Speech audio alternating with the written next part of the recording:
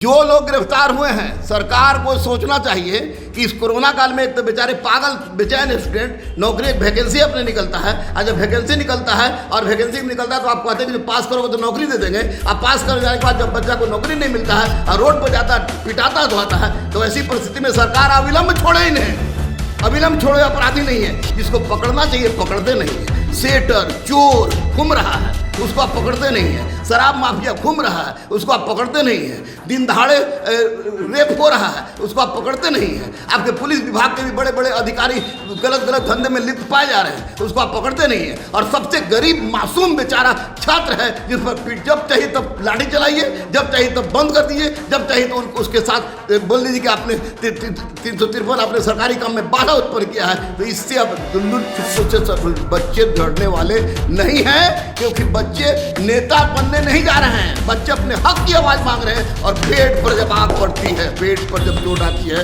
तो कुछ भी हो सकता है। राजमोहन बाबू, कुछ भी हो सकता है। नमस्कार, मैं हूं राजमोहन तिवारी और आप देख रहे हैं लाइव बिहार। एसटीईटी 2019 का रिजल्ट आने के बाद से लगातार राजधानी पटना की सड़कों पर अभ्यर्थियों का हुजूम उमड़ता चला जा रहा है। लगातार आंदोलन ये अभ्यर्थी कर रहे हैं, क्योंकि एसटीईटी 2019 का जो रिज़ल्ट जारी हुआ उसमें दो प्रकार के रिज़ल्ट आए, एक qualified and in merit list और दूसरा है qualified but not in merit list.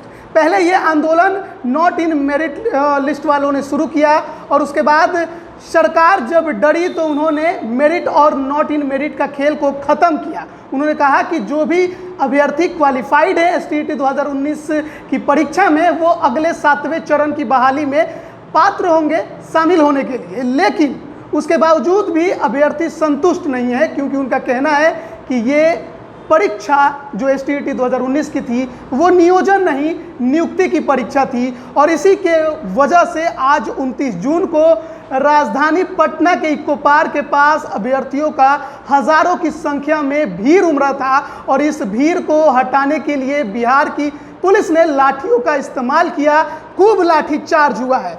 Sir, कैसे देख रहे हैं एसटीईटी 2019 के अभ्यर्थियों के प्रोटेस्ट को? हमारे साथ गुरु रहमान सर हैं जो आपको इस पर काफ़ी विस्तार से बताएंगे।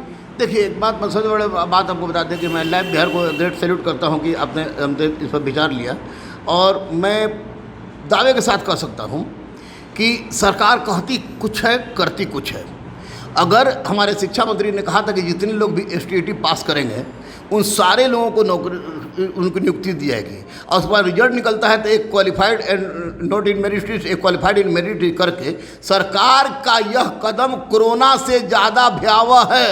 छात्र के ऊपर जो लाठी चार्ज करके सरकार अगर चाह रही है कि छात्रों की आवाज़ को रोक दे, तो ये बहुत बड़ी मूर्खता कर रही है सरकार, क्योंकि कभी ना कभी ये असंतोष एक व्यापक रूप धारण करेगा। राजमोहन जी, मैं आपको बोल रहा हूँ, और ये असंतोष इतना व्यापक रूप धारण कर देगा कि सरकार को उखाड़ फेंकने की क्षमता ये रखता है। क्योंकि लाठी खाने वाले सब शिक्षक अभ्यर्थी हैं, सब एसटीईटी पास किए हैं, और सरकार के दावा के अनुसार कि जो भी पास करेगा उसकी नियुक्ति होगी, वह सरकार नहीं किया गया है। तो लाठी अगर मारना चाहिए तो सरकार पर चलाना चाहिए, और वो लाठी सरकार पर जनता चलाएगी, ये युवा चलाएंगे, ये बच्चे जो आज लाठी से पिटा हैं वो चलाएंगे। निश्चित रूप से इसको मैं कोरोना से भयावह त्रासदी मानता हूं, क्योंकि एक तो बच्चे नौकरी के लिए चिल्ला रहे हैं, आप कह रहे हैं कुछ, और जब उसी की बात पर बच्चे उसकी डिमांड कर रहे हैं तो आप लाठी चला रहे हैं। ये तानाशाह है, तानाशाह है, तानाशाह है। सरकार अगर होश में नहीं आई तो निश्चित रूप से युवा का दिशा बदलेगा, और दिशा बदलेगा तो एक व्यापक आंदोलन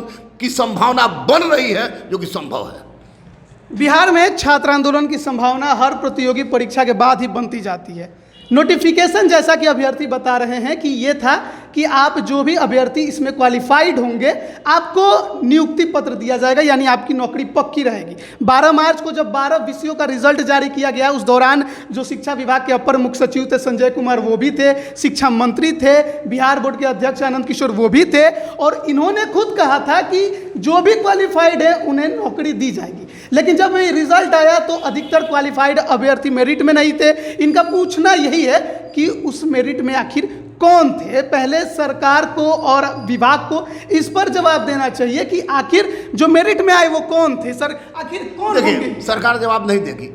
स्पष्ट है कि चाहे दरोगा की बहाली हो, चाहे सचिवालय सहायक की बहाली हो, इंटर स्तरीय तो रिकॉर्ड बना दिया सरकार ने और दिखा दिया कि पूरे विश्व में हम पहला इसे आयोग रखते हैं जो कि 8 साल बाद भी क्लियर नहीं करते हैं। या सिपाही की परीक्षा हो या गैंगमैन की परीक्षा हो या आपको छोटी से छोटी परीक्षा हो, हर परीक्षा में क्वेश्चन वायरल होता है। सरकार कहती है नहीं होता है, बच्चे कहते हैं कि होता है, एविडेंस भी होता है, लेकिन सरकार कहती है नहीं होता है तो सरकार की इतनी औकात नहीं है कि सामने आकर बोले कि नहीं होता है, हमारे पास ये प्रमाण है कि नहीं हुआ है। लेकिन बच्चे का प्रमाण रहता है तो बच्चे रोड पर जाते हैं तो जेल जाते हैं, पिटाते हैं, उन बेचारों को केस लाद दिया जाता है। एक तो कोरोना से ऐसी त्राहिमाम मचाया हुआ है और वैसी परिस्थिति में ये 100% 2000% इसको कहिए तो ये सरकार की गलती है। मैं फिर से उदाहरण दे रहा हूं उसी फिरौन की कि वो सरकार चाह रही है कि राज्य में जाहिलों की ऐसी कौम पैदा हो जो शिक्षा संबंधी कोई बात ना करे, जो अपने हक की आवाज ना उठाए, जो भारतीय संविधान में वर्णित जो हमारा मौलिक अधिकार है उस अधिकार के बाद से वंचित हो जाए। तो निश्चित रूप से सरकार दोषी है और एसटीईटी के छात्रों को न्याय सरकार को देना होगा। क्योंकि आज आप 10 को मारे हैं, 50 को मारेगा, 100 को मारेगा, 500 लाठी मारेगा, लेकिन जिस दिन सारा बेरोजगार सनक गया, चाहे वो दरोगा का हो, चाहे बीपीएससी का हो, चाहे सचिवालय सहायक का हो, चाहे एसटीईटी का हो, सनक गया और केवल गांधी मैदान में बढ़ जाएगा तो सरकार की चूल हिल जाएगी। राजमोहन बाबू, सरकार की चूल हिल जाएगी। मैं स्पष्ट रूप से कह रहा हूँ। क्या लगातार जो अभ्यर्थियों का प्रोटेस्ट हो रहा है सरकार के खिलाफ, खासकर नीतीश सरकार के खिलाफ, अभ्यर्थी लगातार सड़क पर हैं, तो ये माना जाए कि बिहार एक महाछात्र आंदोलन की तरफ अग्रसर है? निसंदेह जब जब समस्या आई है तो जब छात्र, हमारे माननीय मुख्यमंत्री नीतीश कुमार क्या छात्र आंदोलन के उपज नहीं है? माननीय लालू प्रसाद यादव जी क्या छात्र राजनीति की उपज नहीं है? माननीय रामविलास पासवान जी, स्वर्गीय माननीय रामविलास पासवान जी छात्र राजनीति के उपज नहीं थे? ये माननीय सुशील मोदी छात्र राजनीति की उपज नहीं है? अगर ये छात्र राजनीति की उपज है तो ये अपना छात्र आंदोलन किस लिए चलाते थे? छात्रों के हित के लिए। और अभी छात्र आंदोलन किस लिए चल रहा है? छात्रों के हित के लिए। तो निश्चित रूप से जिस तरह की गुंडागर्दी हो रही है, मैं इसको गुंडागर्दी कहूंगा, कि आप देखिएगा कि आप परीक्षा ले लेते हैं ना, क्वेश्चन भी नहीं देते हैं, कार्बन कॉपी भी नहीं देते हैं जबकि स्टूडेंट कॉपी होता है, दूसरी ओर आप सब्सिडी भी जारी नहीं करते हैं, जिसको मन पास कर देते हैं, जिसको मन फेल कर देते हैं, जिसको मन घुसा देते हैं, जिसको मन निकाल देते हैं। ये तानाशाह है और तानाशाह से नेता दब सकता है, गुरु नहीं दबेगा, गुरु रहमान नहीं दबेगा और हमारे युवा नहीं दबेंगे। अगर सरकार अभी भी नहीं चेती तो एक बड़े आंदोलन के लिए सरकार तैयार रहे। मैं स्पष्ट कह रहा हूं, ये आगाज है, अंजाम अभी बाकी है जो होने वाला है। कब तक मारिएगा? मारिए मारिए, लेकिन जिस दिन दादा भाई नेहरू ने भी कहा था कि पीठ पर लात मारो, पेट पर लात मत मारो, ये सरकार पीठ पर तो लाठी बरसा ही रही है, पेट पर भी लात मार रही है। जब पीठ और पेट दोनों पर लात पड़ने लगे तो क्रांति संभव ही नहीं, सुनिश्चित हो जाती है और ऐसा होगा। पहले नॉट इन मेरिट वाले जो अभ्यर्थी थे वो सड़क पर थे, लगातार आंदोलन किया उन्होंने। उसके बाद सरकार ने एक आदेश जारी किया कि आगे की जो 7वीं बहाली है उसमें आप भी पात्र हैं। अब मेरिट वालों का कहना है कि हमें तो नियुक्ति पत्र मिलना चाहिए क्योंकि आपने हमें मेरिट में रखा। तो अब ऐसा नहीं लग रहा है कि मेरिट और नॉन मेरिट के अभ्यर्थी आपस में ही लड़ बैठेंगे? नहीं, ये अगर आपस में अगर मेरिट और नॉन मेरिट वाले लड़ते हैं तो निश्चित रूप से इसमें सरकार की जीत होगी, ये पराजय गुर जाएंगे। तो मैं रिक्वेस्ट इनसे यही कहूँगा, एक गुरु होने के नाते, कि किसी भी परिस्थिति में अपनी मिल्लत को न तोड़ें, एकता को बनाए रखें। और यहाँ पर मेरिट में और नॉन मेरिट की बात कहाँ है? आपने तो स्पष्ट रूप से कहा था भाई कि जो भी पास करेंगे उनको नियुक्ति दिया जाएगा, तो जो भी पास किए उनको नियुक्ति दिया जाए। इसमें मेरिट वाले और नॉन मेरिट वाले अगर लड़ते हैं तो अपने पैर पर कुल्हाड़ी मारते हैं। ऐसा नहीं करना चाहिए उनको और ऐसा नहीं करेंगे। मुझे विश्वास है क्योंकि ये शिक्षक है और ये बजाबते परीक्षा देकर पास किए हैं और निश्चित रूप से परीक्षा देकर पास किए, टफ एग्जाम देकर पास किए हैं, तो निश्चित रूप से ये राष्ट्र निर्माण की बात जानते हैं। और सरकार की वह बातें कि जो जो पास किया है उसको नियुक्ति पत्र देंगे, उसको सरकार नियुक्ति पत्र दे। लड़ने की कोई आवश्यकता नहीं, आपस में लड़ने की कोई आवश्यकता नहीं है। मामला कोर्ट जाएगा, कितने साल और लटकेगा? कोर्ट अगर मामला जाता है तो निश्चित रूप से मामला 1 साल 2 साल कभी भी लपट सकता है, ये हो सकता है। लेकिन एक बात आपको बता दें, हम 94 से हम पढ़ा रहे हैं और 94 से मैंने देखा है, आपको 2004 की बहाली देखा है, 2014 की बहाली देखा है, 2017 की बहाली देखा है, झारखंड की बहाली देखा है, सचिवालय सहायक की बहाली देखा है, बीपीएससी की बहाली देखा है। जिस लड़ाई में भले हाई कोर्ट से बच्चे हारते हो, लेकिन जो सच है वो सच है, उसको दबा पाने की क्षमता किसी में नहीं रही है और बच्चे सुप्रीम कोर्ट से जीत के आते हैं। उसका स्पष्ट उदाहरण देखिए, 2004 में 1510 सीट के लिए दरोगा बहाली निकली थी, लोचा सरकार की थी। क्वेश्चन आपने गलती किया, आपने सब कुछ दिक्कत किया, आज 2600 को बहाल करना पड़ा, तो आपको 2200 ये उसको 2014 वाला में आपका मेन आपने टारगेट बनाया था, फिक्स कर दिया कुछ और। उसी तरह झारखंड में भी हुआ, उसी तरह आप देखिएगा 17 में क्वेश्चन वायरल हो क्वेश्चन। अरे क्वेश्चन वायरल हुआ अगर गलत है तो आप सामने क्यों नहीं आते हैं? आप राज्य के मुख्यमंत्री हैं, आप राज्य की जनता पर विश्वास करती है। किसी से कोई पूछेगा कि हमारे मुख्यमंत्री कौन है, तो हमारे मुख्यमंत्री यही ना है, तो निश्चित रूप से आपको सामने आके बताना चाहिए कि ये ऐसा नहीं है, क्योंकि बच्चों के मन में असंतोष है। और सबसे बड़ी बात हम बताएंगे कि सरकार जैसे लग रहा है कि बच्चा के साथ परीक्षा लेना या एक ये जो एजुकेशन है, या एक दूध भात को हम लोग बचपन में खेल खेलते थे, ये दूध भात इसको बनाकर रख दिया कि यानी हर से सबसे नीचे से अगर किसी चीज़ को देखा जाए तो वह शिक्षा को देख रहा है, सरकार देख रही है। और ये बिल्कुल गलत है, बिल्कुल गलत है। राज्य सरकार हो या केंद्र सरकार, जो वादा किया है आपने कि हम 19 लाख देंगे और हम 10 लाख देंगे, तो आप छात्रों को नौकरी नहीं दीजिएगा तो छात्रों ने जाति धर्म संप्रदाय बैकवर्ड फॉरवर्ड हिंदू मुस्लिम मंदिर मस्जिद को छोड़कर नौकरी के नाम पर आपको चुना है, तो आपको नौकरी देना ही होगा। नहीं तो चुनाव हर 5 साल बाद आता है, इसको याद तो आपको होगा ही।